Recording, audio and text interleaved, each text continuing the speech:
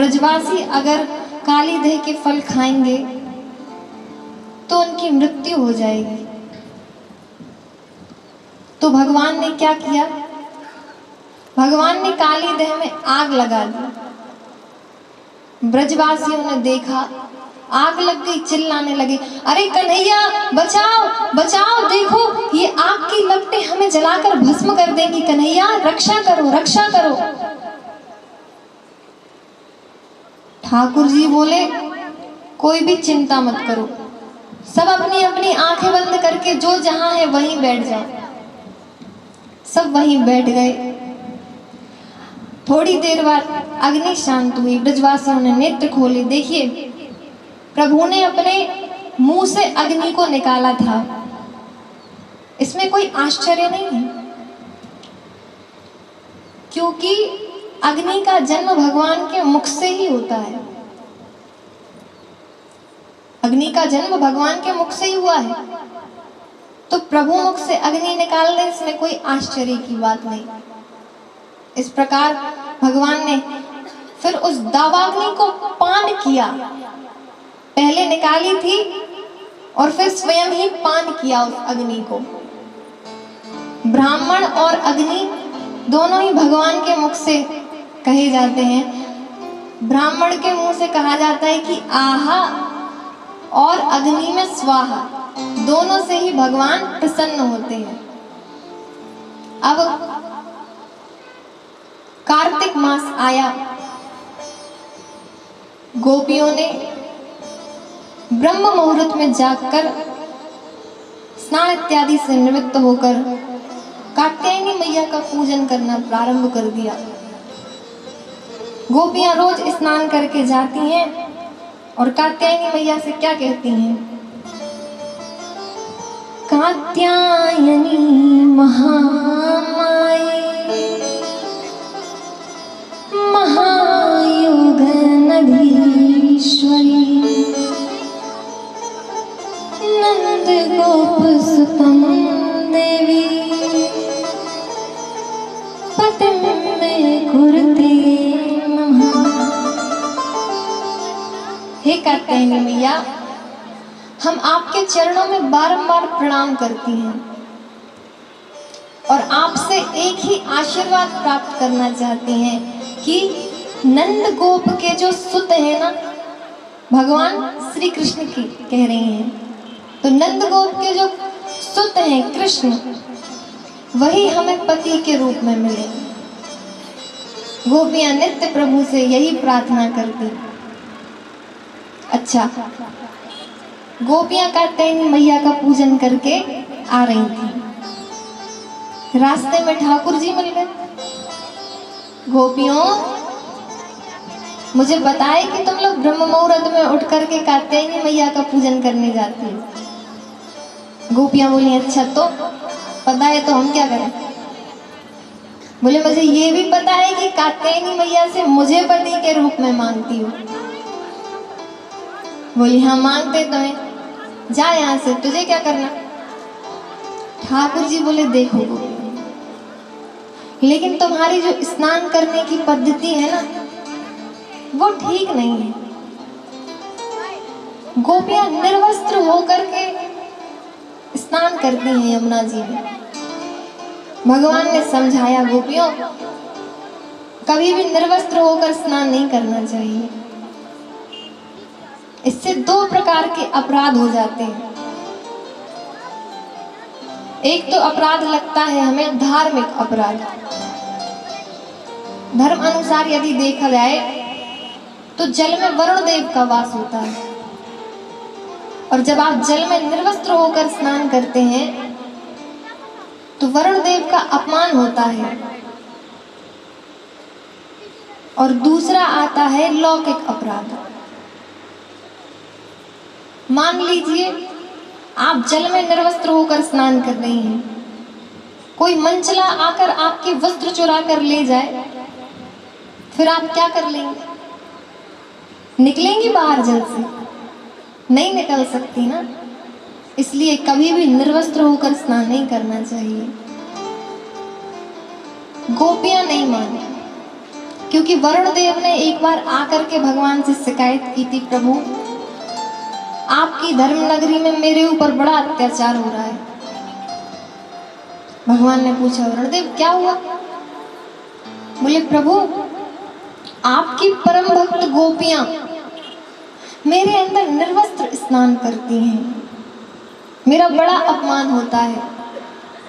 कोई और हो तो मैं उन्हें उस अपराध की सजा दे दूं, परंतु गोपियां आपकी भक्त हैं, उन्हें सजा देना तो दूर, मैं उनका स्पर्श तक नहीं कर सकता। प्रभु अब आप ही कुछ कीजिए। तो ठाकुर जी समझा ही रहे थे गोपियों को कि देखो अपराध लगता है, मत करो ऐसे काम। गोपियां नहीं मानी। गोपियां बोली तुम जाओ। ठाकुर जी बोले ऐसे नहीं मानेंगी, इनको डेमो ही दिखाना पड़ेगा। दूसरे दिन गोपियां ब्रह्म मुहूर्त में जाग करके फिर से यमुना स्नान के लिए गई। आज ठाकुर जी इनके पीछे पीछे आ गए। गोपियों को पता नहीं चला कि ठाकुर जी पीछा कर रहे हैं, तो पुनः निर्वस्त्र होकर आज ये फिर से यमुना में स्नान कर रही हैं। आज भगवान ने इनके वस्त्र चुरा लिए और चुराकर कदम के पेड़ पर बैठ गए।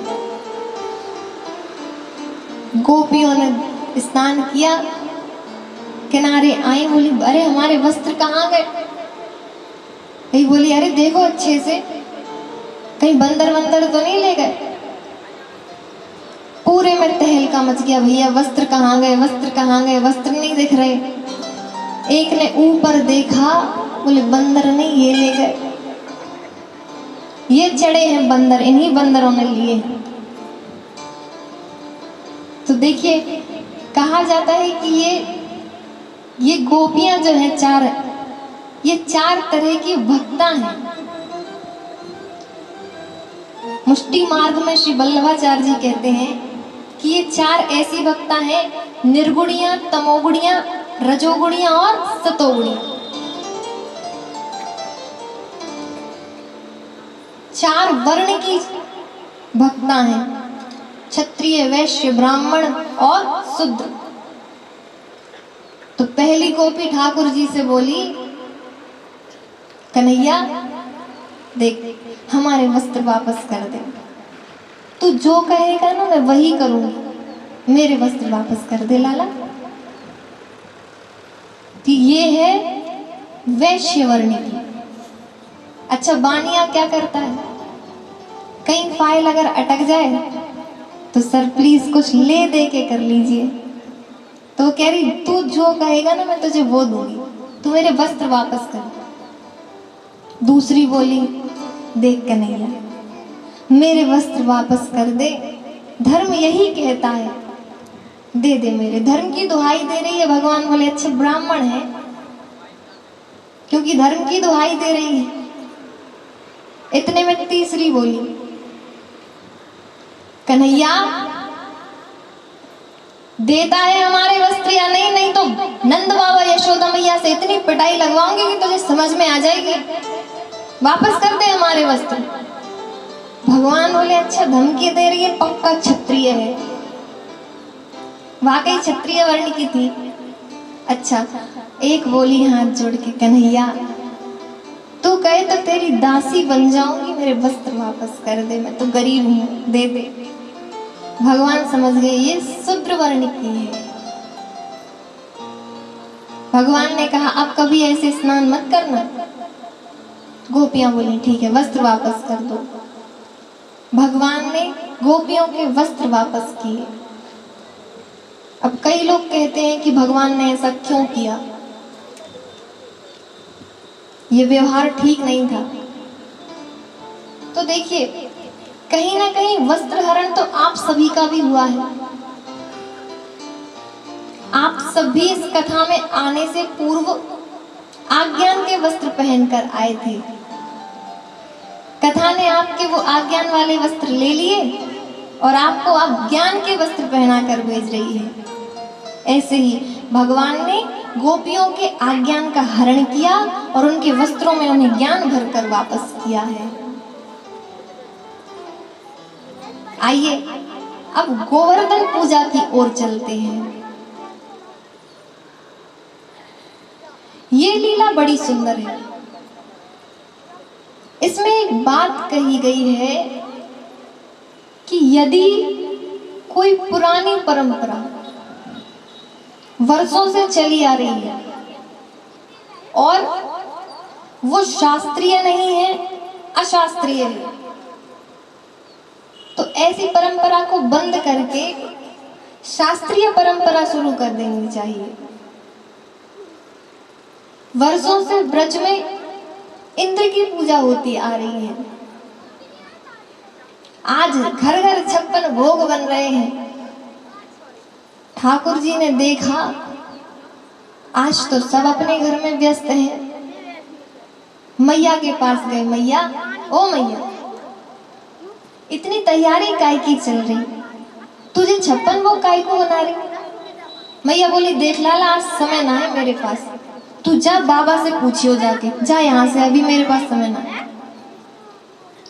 ठाकुर जी बेचारे मुंह फुला के आ गए, कोई इज्जत ही नहीं है। अब नंद बाबा के पास गए, बाबा बाबा इतनी तैयारी काय की हो रही? नंद बाबा बोले, लाला तू ना जाने, हम सब इंद्र की पूजा की तैयारी कर रहे हैं। बोले, अच्छा हाँ, ये इंद्र कौन है? नंद बाबा बोले, लाला इंद्र स्वर्गाधिपति है, स्वर्ग का राजा है। इंद्र भगवान की पूजा करेंगे तो वो प्रसन्न होकर बारिश करेंगे, बारिश करेंगे तो फसल अच्छी होगी। बोले, अच्छा हाँ। बोले, बारिश का तो ठीक है, लेकिन ये इंद्र भगवान कब से है? वो इंद्र को तो कार्य सौंपा गया है बारिश करने का। अब जरूरी थोड़ी है कि इंद्र की पूजा करो वो तभी बारिश करेगा, नहीं, वो तो उसे कार्य सौंपा है। बाबा, हमारे प्रत्यक्ष देव तो श्री गिरिराज जी महाराज हैं, वही हमारी हर तरीके से रक्षा